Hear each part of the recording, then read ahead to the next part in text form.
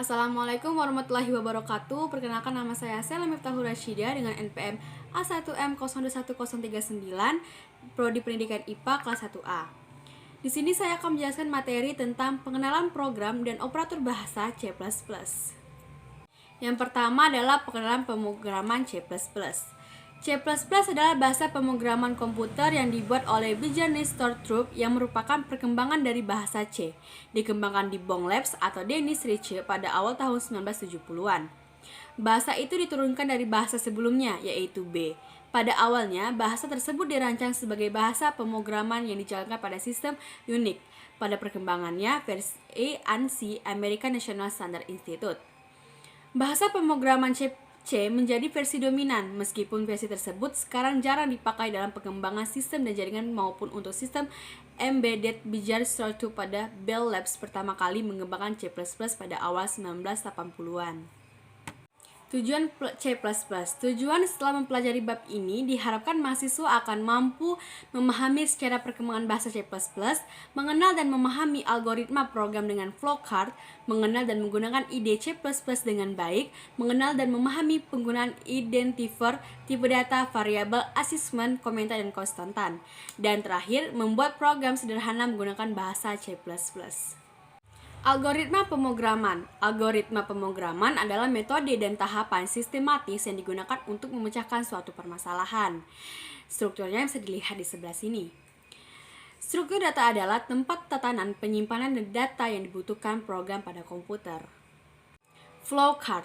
Flowchart atau diagram alir merupakan sebuah diagram dengan simbol-simbol grafis yang menyatakan aliran algoritma atau proses yang menampilkan langkah-langkah secara berurutan dengan menghubungkan masing-masing langkah tersebut menggunakan tanda panah. Selanjutnya adalah mengenal ide Integrated Development Equipment (MINGW Developer Studio). IDE atau Integrated Development Equipment adalah program komputer yang memiliki beberapa fasilitas yang diperlukan dalam pembangunan perangkat lunak.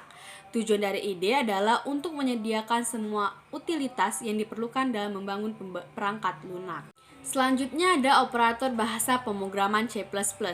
Operator merupakan simbol atau karakter yang bisa dilibatkan dalam program untuk melakukan sesuatu operasi atau manipulasi. Contohnya penjumlahan, pengurangan, pembagian, dan lain-lain. Operator mempunyai sifat unary. Sifat unary pada operator hanya melibatkan sebuah operan pada suatu operasi aritmatik. Contohnya, min-5 binary. Sifat binary pada operator melibatkan dan dua buah operan pada suatu operasi aritmatik. Contoh, 4 tambah 8 ternary. Sifat ternary pada operator melibatkan 3 buah operan pada suatu operasi aritmatik. Contoh, 10 bagi 3 tambah 4 tambah 2. Tujuan dari operator bahasa C++ adalah menjelaskan tentang jenis-jenis operator, menjelaskan masing-masing fungsi operator, memahami cara penggunaan masing-masing operator, membuat program dengan mengaplikasikan operator, dan mengevaluasi kesalahan pada program, serta menjelaskan tentang fungsi operasi kondisi, dan menjelaskan tentang fungsi if-else bertingkat, dan switch case. Jenis-jenis operator adalah aritmatika dan logika, bisa dilihat di sebelah sini. Yang ketiga ada operator penugasan. Operator penugasan atau assign operator dalam bahasa C++ berupa tanda sama dengan contoh nilai adalah sama dengan 80 dibagi A sama dengan X kali Y. Yang keempat ada operator increment dan decrement. Pada pemrograman C++ menyediakan operator penambah dan pengurangan increment dan decrement. Contohnya A min min atau min A atau plus A atau A plus. Yang kelima, operasi relasi. Operator relasi ini digunakan untuk membandingkan dua buah nilai. Hasil dari perbandingan operator ini menghasilkan nilai numerik 1 true atau 0 false.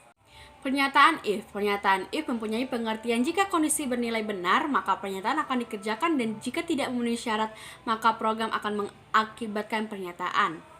Pernyataan if-else. Pernyataan if mempunyai pengertian jika kondisi bernilai benar, maka pernyataan min 1 yang akan dieksekusikan, dan jika tidak memenuhi syarat, maka akan dieksekusikan pernyataan min 2.